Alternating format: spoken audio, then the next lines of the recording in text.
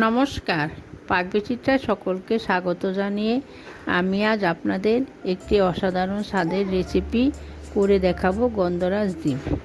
তার জন্য এখানে আমি 8টি ডিম নিয়েছি। ডিম আমি আগে থেকে সিদ্ধ করে খোসা ছাড়িয়ে নিয়েছি।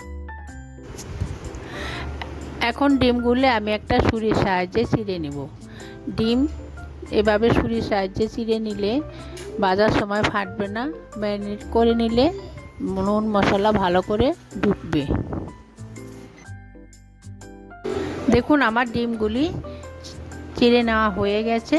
এখন আমি ম্যারিনেট করে নেব। এখন দিয়ে দিব চা চামচের হাফ চামচ নুন, চা চামচের হাফ চামচ গোলমরিচ গুঁড়ো। এখন দিয়ে দিব একটি গন্ধরাজ লেবুর 4 ভাগের 1 ভাগ লেবুর রস, এতে ফ্লেভারটা ভালো আসবে। এখন দিয়ে দিব লেবুর জেস্ট। তার জন্য দেখুন আমি একটা গন্ধরাজ লেবু নিয়েছি। লেবুটা আমি ভালো করে ধুয়ে নিয়েছি। এখন একটা গ্রেটার সাহায্যে গ্রেট করে নেব। গ্রেট করার সময় খেয়াল রাখতে হবে যাতে লেবুর সাদা অংশটা সবুজ অংশের সঙ্গে চলে না যায়, তাহলে খেতে ভালো লাগবে না, একটু তেতো তেতো লাগবে। দেখুন আমার মাখা হয়ে গেছে। এখন আমি 10 থেকে 15 মিনিট রেস্টে রেখে দিব। এখন একটি পেস্ট বানিয়ে নেব। এখানে একটি মিক্সিং জার নিয়েছি। এখন দিয়ে দিচ্ছি কিছু কাজু, 2 টেবিল চামচ চারমগজ, 2 টেবিল চামচ টক দই, অল্প পরিমাণে একটু জল। এখন একটি মিহি পেস্ট তৈরি করে নিব। দেখুন 10 মিনিট হয়ে গেছে। এখন ভেজে নিব। গ্যাসে একটি ননস্টিক কড়াই বসিয়ে পরিমাণ মতো সাদা তেল দিয়ে গরম করে নিয়েছি। রান্নাটা আমি সাদা তেলে করব। এখন ডিম দিয়ে দিচ্ছি। আমি সবগুলো ডিম একসঙ্গে ভেজে নিব। দেখুন 1 পিঠ হয়ে গেছে। এখন উল্টে দিব। এভাবে উল্টে পাল্টে হালকা করে ভেজে নেব। গ্যাস এর সময় লো টু মিডিয়ামে রেখেছি। এখন তুলে নিচ্ছি। ডিম ভাজার তেলে আমি রান্নাটা করব। এখন ফোড়নে দিয়ে দিব 3টি ছোট এলাচ।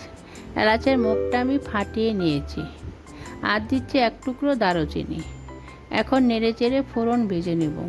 দেখুন আমার ফোড়ন ভাজা হয়ে গেছে, সুগন্ধ বেরোতে শুরু করেছে। এখন দিয়ে দিচ্ছি 3টি মিডিয়াম সাইজের পেঁয়াজ পেস্ট। এখানে আমি 3টি পেঁয়াজ পেস্ট দিয়েছি, যেহেতু 8টি ডিম নিয়েছি। আপনারা চাইলে ডিম আর পেঁয়াজ পেস্ট বাড়িয়ে কমিয়ে নিতে পারেন। এখন গ্যাস লোতে রেখে 2 থেকে 3 মিনিট কষিয়ে নিব। দেখুন আমার কষানো হয়ে গেছে।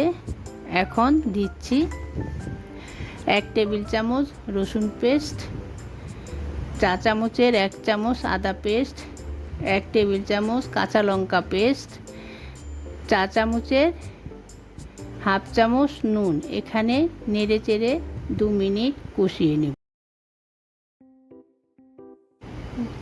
এখানে হলুদ গুঁড়ো বা লাল লঙ্কার গুঁড়ো ব্যবহার হবে না। দেখুন আমার 2 মিনিট হয়ে গেছে। এখন দিয়ে দিচ্ছি দইয়ের মিশ্রণ। দিয়ে দিচ্ছি চা চামচের 1 চামচ চিনি। যেহেতু টক দই দিয়েছি তাই স্বাদটাকে ব্যালেন্স করার জন্য। আর দিয়ে দিচ্ছি অল্প পরিমাণে একটু জল। এখন আমি 3 থেকে 4 মিনিট কষি।